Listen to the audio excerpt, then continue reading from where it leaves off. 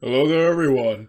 Welcome to the channel if you're new. Welcome back if you aren't. I'm EDJ, and we are continuing with Epic History TV's series on the Napoleonic Wars. So yeah, we're going back straight to the campaign in Spain, the Peninsula Wars. Excuse me. And I think I've already said a lot about what I think about this in the first Napoleon's blunder in Spain. Overall, yeah, one of Napoleon's big mistakes. And yeah, the specifics is other than Napoleon, obviously, it being a huge thing that didn't work out for Napoleon, but that, yeah, it went on for so many years, this war, and eventually, the French were pushed out of Spain. And I think what's really interesting about this in particular is where this is where the British started landing, troops and fighting directly on land with, the French and helping the Spanish, and it ultimately created another front for Napoleon, which was just he probably did not need, And what's also really interesting, I believe this is where Arthur Wellesley, the Duke of Wellington, really rises to prominence. This is where he takes stage in the Great Napoleonic era and wars. And yeah, overall, arguably probably the second most recognizable person of the Napoleonic era, right after Napoleon himself. I only say that because, like I said, before I learned anything about Napoleon, I only knew about Napoleon and, the Duke of Wellington, mainly because the Duke of Wellington's usually attributed as the man who defeated Napoleon, though Blucher in Prussia was a big part of the Waterloo thing, but, they're usually kind of sadly overlooked. But yeah, so it'll be cool, hopefully see more of the Duke of Wellington and, see what made him such a great leader. And yeah, that's really all I have to say. I'm not really much to go off there.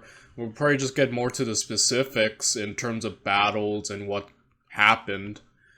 And yeah, guys, that's really all I got. I'm sorry, not really a meaty intro.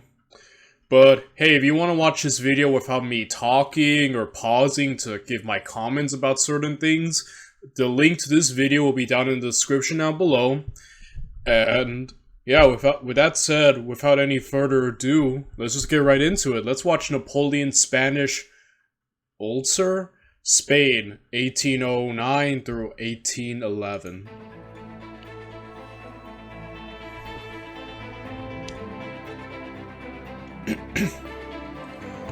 Yeah, like I said, I mentioned several videos ago, I don't know if anyone new has started watching this series, but I said when usually talking about Napoleon, there are three big mistakes that come up with him. I've termed them the big three. Not to say Napoleon didn't make any other mistakes, but these are usually the ones most people talk about. The first was the continental system, which alienated his allies like Russia, and overall it proved ineffective against the British after a while, and really just kind of hurt more Napoleon and his allies. The second is the infamous invasion of Russia, where Napoleon's Grand Armée lost a lot of its strength. He marched in there with, 600,000 troops, and, came out with, less than 100. So it's that's insane. And here's like I said, I considered the Spanish campaign, the invasion of Spain is the third mistake. But oddly enough, I think the most underrated, this is the one that doesn't get as much talked about, I noticed, as, the continental system and the Russian invasion. And yeah, looking at this had a lot of impact on Napoleon. Not only did it keep a lot of his troops, a lot of his best leaders, and a lot of French resources pinned down for many years that Napoleon probably could have used, but You know, I think it just opened up another front. Napoleon meddling with Spanish politics ultimately opened up on another front of the war. Like, mainly, I guess, like, he had to deal with, you know, a certain direction of troops from Austria, Prussia, Russia. But yeah, the invasion of Spain opened up a completely different path to France, and created a new enemy, Spain. And, you know, it's just like, it just helped isolate and have Napoleon and France kind of cornered and enemies coming from all directions at that point. So yeah, this was a big mistake, and looking at it, you could arguably say it resulted in a lot of Napoleon's disasters later on in life, you know? In 1809, Napoleon Bonaparte, Emperor of the French, was at the height of his power. He had just won another crushing victory against Austria at Wagram and imposed a humiliating peace treaty.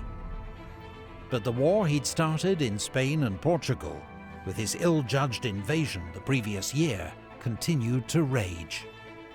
Napoleon had placed his own brother Joseph on the Spanish throne, uniting a proud country against him.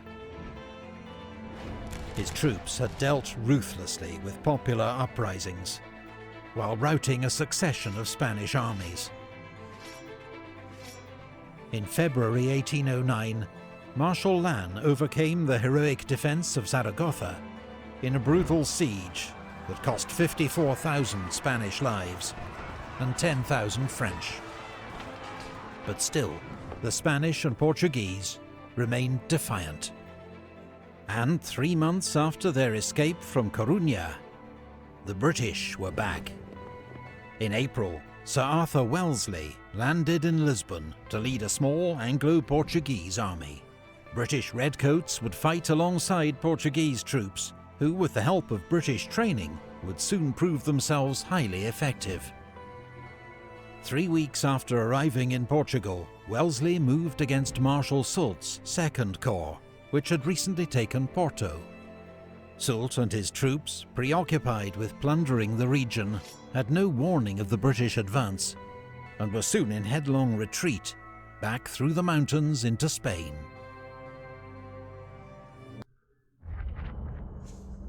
This game, you're not ready. Spain is a country where all small armies are defeated and large armies starve. Having secured Portugal for the time being, Wellesley planned a joint campaign with General Cuesta, commanding the Spanish army of Extremadura. On the 10th of July, the two commanders met at Casas de Miravete to discuss strategy. Relations between these two allies were not straightforward. Spain and Britain had a long history of conflict. The Spanish were deeply suspicious of British intentions in Spain, while the British had a low opinion of the Spanish army, which they considered poorly trained and badly led. Wellesley's request to take over command of Spanish forces was rejected, but the generals agreed to a joint advance up the Tagus Valley towards Madrid, to be supported by General Venegas, advancing from La Mancha. In the face of their advance, Marshal Victor's First Corps withdrew to Talavera, where he was joined by King Joseph and General Sebastiani's Fourth Corps. The French plan was for Joseph's army to defend Madrid, while Marshal Soult led 3 corps down from the north to get behind and trap the Anglo-Spanish forces. But Joseph, worried by Soult's slow progress and General Venegas's advance on Madrid, decided to attack at Talavera. This video is brought to you by our sponsor, CuriosityStream. 300,000 British troops some 150 leagues from the sea against 100,000 of the best troops in the world. My God! The Battle of Talavera saw British infantry bear the brunt of the French assault. They stood firm and repelled the enemy with disciplined musket fire and bayonet charges. Talavera was a small battle compared to the great clashes fought that year in Austria. But it proved that under Wellesley, Britain's small, well-drilled army was a force to be reckoned with, even though in the short term, victory achieved little. Warned of Soult's approach from captured dispatches, the victorious Anglo-Spanish army retreated, while King Joseph and Fourth Corps marched against Venegas's army, which they smashed at the Battle of Almonacid. That autumn, the Supreme Junta in Seville, Free Spain's effective government, raised 2 new armies for another attempt to liberate Madrid, planning to converge on the capital from north and south. But Wellesley, ennobled as Viscount Wellington for his victory at Talavera, had been so disgusted by the lack of Spanish cooperation that summer that he refused to risk his army. Predictably, Spain's inexperienced armies met with disaster. At Ocaña, they suffered their biggest defeat of the war, when a smaller force under Marshal Soult routed the Spanish army, taking 14,000 prisoners and 50 cannon. A week later, the army of the left was heavily defeated at Alba de Tormes. There was more bad news when Girona fell to the French after an epic 7-month siege. The Supreme Junta's plans to retake Madrid were in tatters, and southern Spain was now wide open to French attack.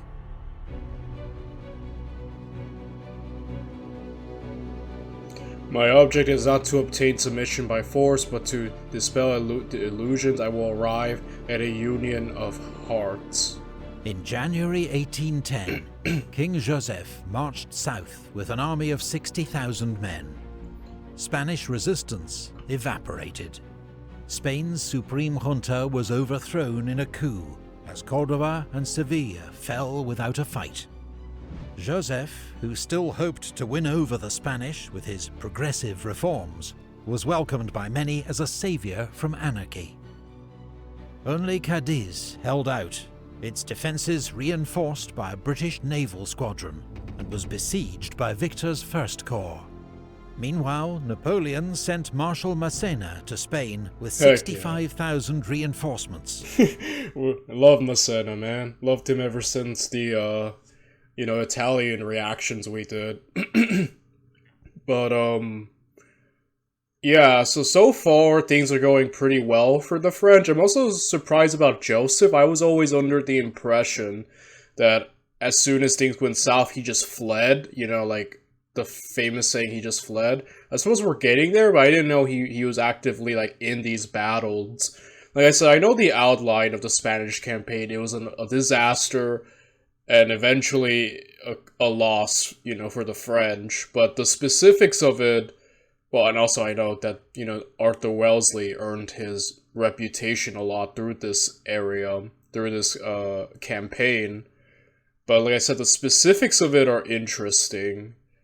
And that's why I'm a little quiet, because I kind of want to absorb as much. So yeah, everyone in Europe has a low opinion of the Spanish. Napoleon's like, oh man, their army is so poor. And now even Arthur Wellesley's like, man, your army's poor. Just like, who am I to not listen to the brilliant minds of these great generals? They know what they're talking about. But I will say, for what sophistication the Spanish forces lack, they have heart, and I think that heart, it sounds so cheesy. They have heart. That's why they overcame Napoleon, because they had heart. But they're not willing to stay down, is all I'm saying. And yeah, this lack of cooperation at first seems like it's going not in their favor. But yeah, I'm pretty sure that the Duke of Wellington would probably help turn the situation around once the Spanish... I'm assuming the Spanish realize, okay, maybe we should just listen to Wellington. He's actually put a fight to, these guys and actually done well. And so far, we're kind of getting our butts kicked. So maybe they might have to, I guess, swallow some of their pride And yeah. He was reckoned one of Napoleon's best marshals, and had Heck just yeah, been he made is. Prince of Essling for his heroics in the recent war against Austria. Massena was to lead a third French invasion of Portugal, take Lisbon and chase the British back into the sea. He laid siege to Ciudad Rodrigo, a fortified city controlling one of the main routes into Portugal, which surrendered after 2 weeks' bombardment. Wellington, with only 33,000 men to face Massena's 50,000, retreated. Massena crossed the Portuguese frontier and besieged Almeida. After just 13 hours of bombardment, a lucky French shot hit the Portuguese magazine. 70 tons of gunpowder went up in a devastating explosion that made all further resistance useless. Dang, Massena. It was a serious blow to Wellington, who'd been relying. Yeah, man, Massena's impressing me. Like I said, I think in terms of, like, marshals, I would say that, you know, Davout is my favorite, but Massena's second place in my heart.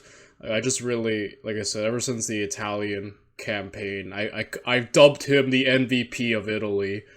And, you know, good to see. Yeah, you're seeing some of Napoleon's best at work right now. On Almeida's strong defences to buy him time. At Busaco, he found a strong defensive position and made a stand. Massena's uphill frontal attack failed, at a cost of 4,000 casualties. But the next day, the French found a way to outflank Wellington's position, and his retreat continued. As Massena's army neared Lisbon, his scouts reported something completely unexpected. Stretching across the Lisbon peninsula, protecting the city from attack, they found a new chain of fortifications in 2 major lines. Known as the Lines of Torres Vedras, the British and Portuguese had been constructing these defences for more than a year. Now the lines bristled with more than 100 forts, redoubts and batteries, manned by 30,000 troops and 250 guns. Massena soon discovered the lines were far too strong for him to attack. What's more, a scorched earth strategy had stripped the surrounding countryside of anything that might help the French.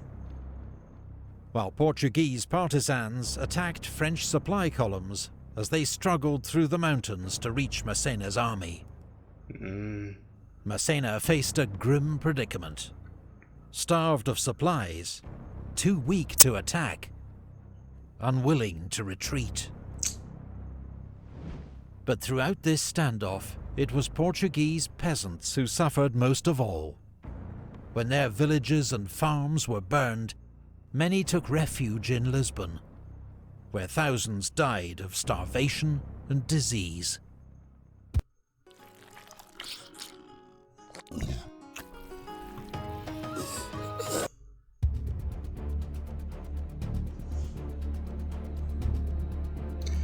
So, Prince of Islay, are you no longer Massena?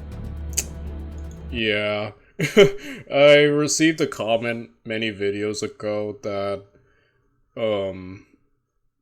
yeah, Massena was at one of the oldest marshals, I believe, and, you know, during the Italian campaign, he was at his peak, but afterwards, you know, not to say he wasn't good, mind you, it's just, yeah, that, you could say Italy was, like, at its peak, and he was still beyond impressive afterwards, but I think the guy who commented said, yeah, Napoleon expected a lot from Massena, even, you know, in the future, and, yeah, Massena, it was probably a bit harsh on Massena because of that, and, you know, that is completely true, then, yeah, even, you know, like I said, like, the thing is, these guys are just still human, and Massena is in a really bad situation at the moment.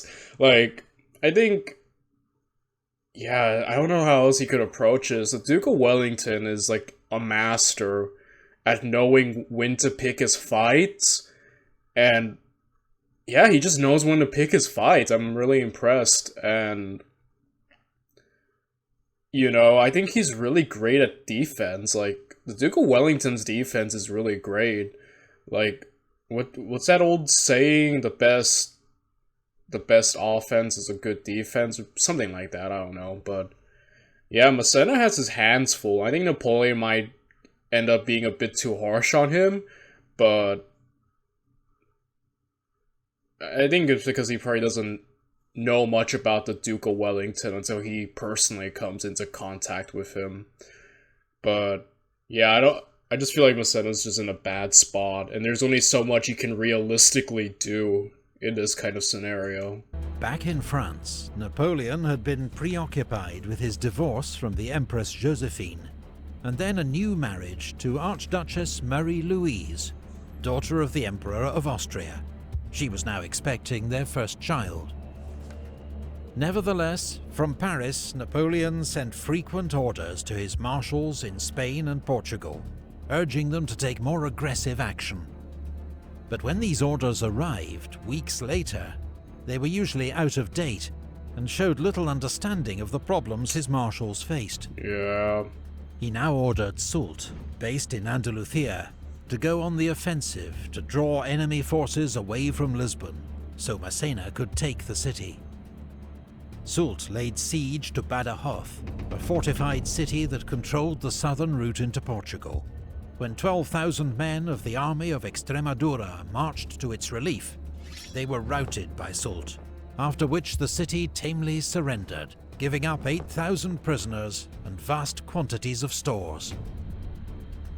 It was another heavy blow to Spain's armed forces, but remarkably, despite such disasters and their many blundering generals, the Spanish troops remained willing to fight. The courage of the rank and file undimmed. Nothing to unite a group of people than a foreign invader, right? Like, they will be like, you know what, we'll fight to the last man, but we're not gonna be under the French, you know? So, yeah, like I said, they got hard, man. Victor's First Corps, besieging Cadiz, had now been so weakened to support other operations that the Anglo-Spanish garrison decided to attack. The Allies landed along the coast to strike at the French siege lines from the rear. But they were ambushed by the French at Barossa. Despite heavy losses, the Anglo-Portuguese rearguard fought off the enemy, but a furious falling out between British commander Sir Thomas Graham and his Spanish counterpart, General La Peña, threw away any advantage. Soult, alarmed at these developments, marched back to Andalusia. Meanwhile, Massena, out of food and with no prospect of reinforcement, had no option but to retreat. Wellington's army pursued, discovering evidence of several appalling atrocities committed by the French against Portuguese villagers.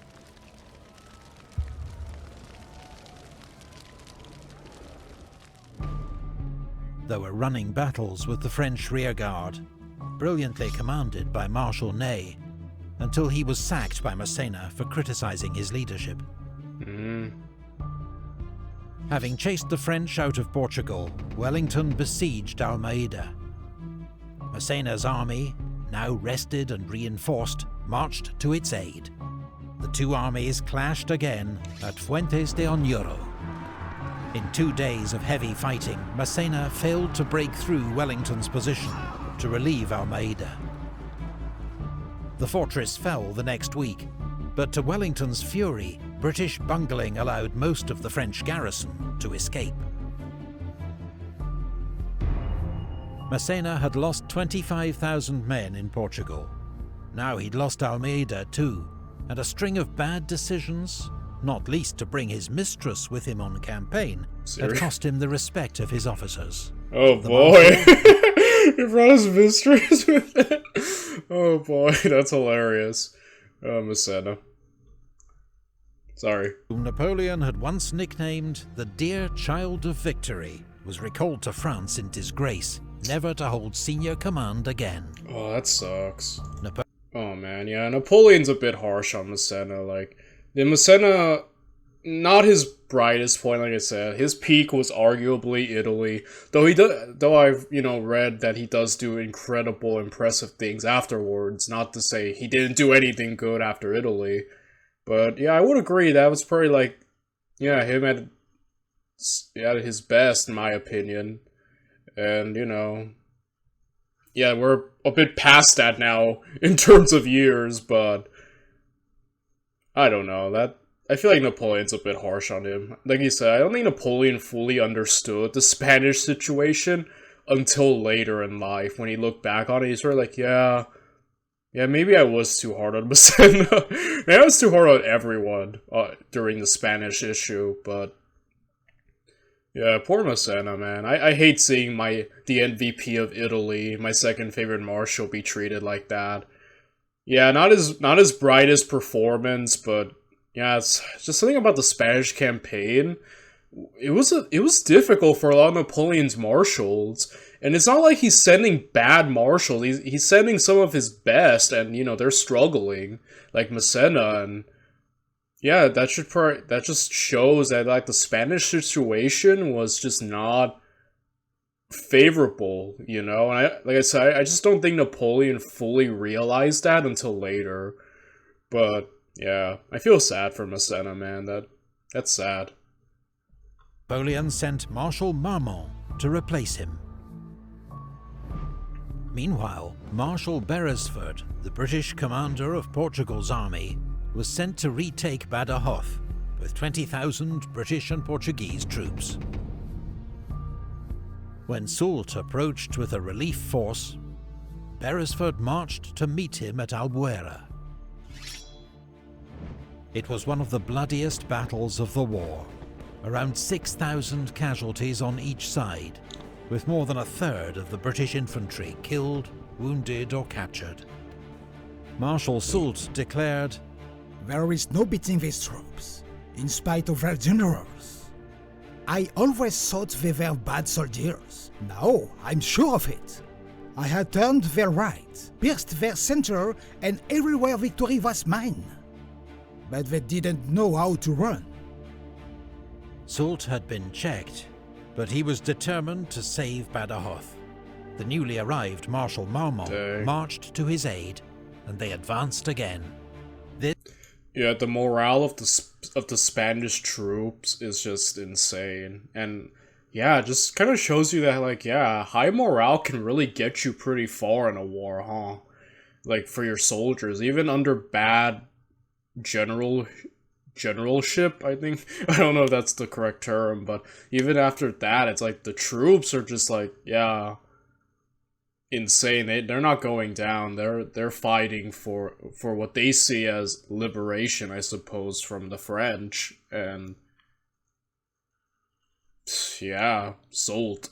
I don't know what to make of Soult at the moment. Like, I think Soult, like, obviously, I kind of have a bit of sympathy towards all of Napoleon's marshals, at least in the Spanish campaign, because I think they were dealing with circumstances that were not favorable, even though they're all trying their best, for sure, and doing as best as they can in a situation like this. But yeah, Soult seems like pretty okay, like certain situations, like with Wellington, he got pushed back, and then other situations he's ranking up these victories. He's trying, and I don't know. Like I said, I'm not sure if I'm definitely not negative towards him like I am for someone like Bernadotte, but I'm not like overly positive of him like I would be for like a Davout or like a Massena or even a Lannes. I feel like he kind of is in this middle point towards me right now. This combined army forced the British to abandon the siege. But when Wellington withdrew to a strong defensive position across the Portuguese border, Soult and Marmont did not pursue. French commanders in Spain had learned grudging respect for Wellington and for the steadiness of his troops. For now, the war in Spain had entered stalemate. Spain. General's fortune. Officers' ruin. soldier's death. French barracks graffiti. While British, French and Spanish armies crisscrossed Spain and Portugal, another war was fought every day in the mountains, hills and woods. From 1808, Spanish and Portuguese civilians, militias and ex-soldiers began taking up arms against the hated French invader. They waged a war of ambushes and hit-and-run raids, known in Spanish as La Guerrilla, the Little War.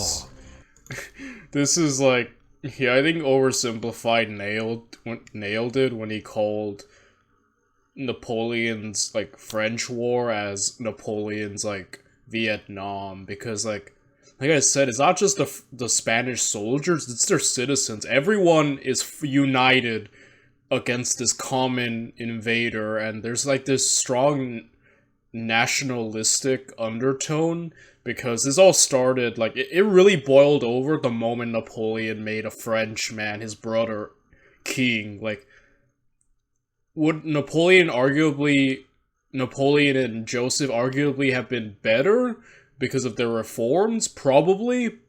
Was the old Spanish monarchy that Napoleon didn't respect, were they a mess?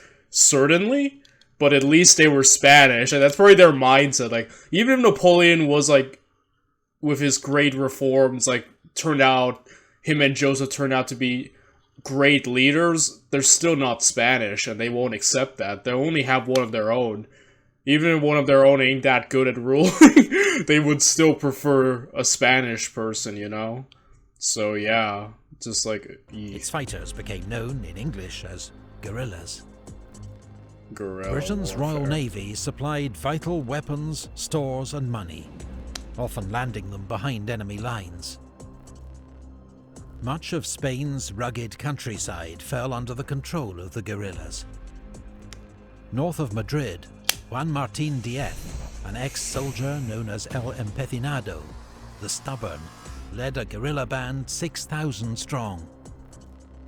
In Navarre, Esposimina, a former peasant, ran a highly organized band that caused havoc for the French, capturing convoys and couriers on the strategic Burgos-Bayonne road, and branding Viva Mina on the forehead of collaborators. While in the west, Julian Sanchez, known as El Charro, led the self-styled Lanceros de Castilla. Yeah, I'm loving seeing these names. The thing is, I'm Hispanic, in case you guys couldn't tell by my brown, dark skin. Even though to other Hispanics, I'm darker skinned. Like, when I went... Like, I'm not from Spain. I'm from, I'm from Nicaragua, Central America. Not born there, my family's from there. I'm born here in the United States, but, that's where, my family comes from. And so, yeah, I'm kind of, like, seeing the Hispanic stuff, like, words being there. And, yeah, I don't know, I just like that. We all have nicknames for each other, like, the thing is, I don't know about other cultures, but in, like, we here in, like, us Latinos, we kind of, like, often give each other nicknames.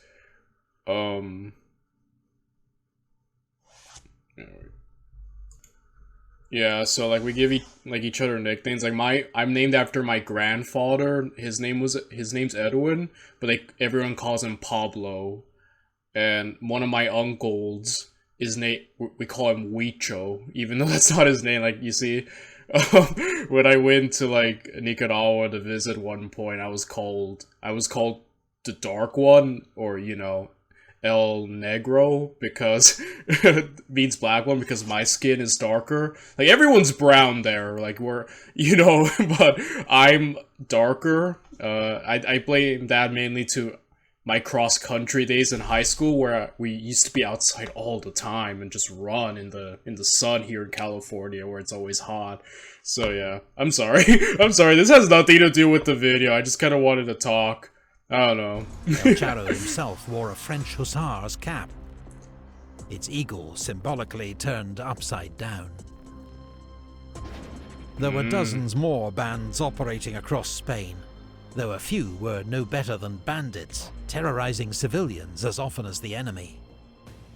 The guerrilla war was merciless, marked by hideous atrocities on both sides. A French soldier's greatest fear was to be taken alive by the guerrillas, Oh gosh. who often tortured their prisoners before killing them.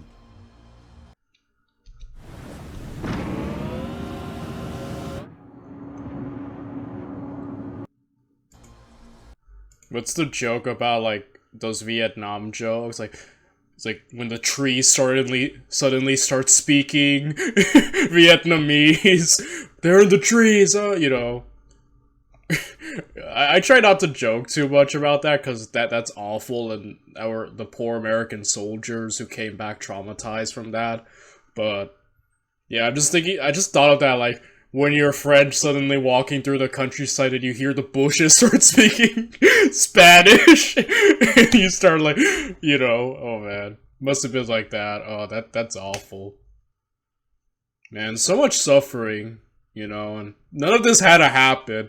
That's the thing about the whole Spanish thing. Spain was pretty chill with Napoleon, even though, yeah, Napoleon didn't respect them, and, you know, they weren't properly enforcing, you know, Portugal to abide by the continental system. Again, arguably all of this could have been avoided if the continental system hadn't been around. A lot of Napoleon's mistakes would have already been gone, like here in Russia, but yeah, it's like Spain had just been Napoleon's, like, allies. Like, they've been pretty since the beginning of, like, you know, when we've been watching the Italian campaign and onward. Spain was pretty chill with Napoleon and France, like, you know, and even his allies, and none of this had to happen if Napoleon had just not meddled with their monarchy. And like I said, I understand why Napoleon did it. He figured, alright, their leadership is incompetent. Let me replace it with my leadership because I'm competent. And, you know, he's already gotten to the habit of putting his relatives or friends or officers as kings and dukes and whatnot, and they do, you know, he's already gotten used to that. So I understand he kind of just did that, but in a much larger scale with Spain. But yeah, he probably should have left Spain alone. They were pretty chill until Napoleon straight up made this war happen. So yeah, really big blunder on Napoleon's part. Tens of thousands of French troops were tied down by this People's War, guarding outposts or patrolling the countryside.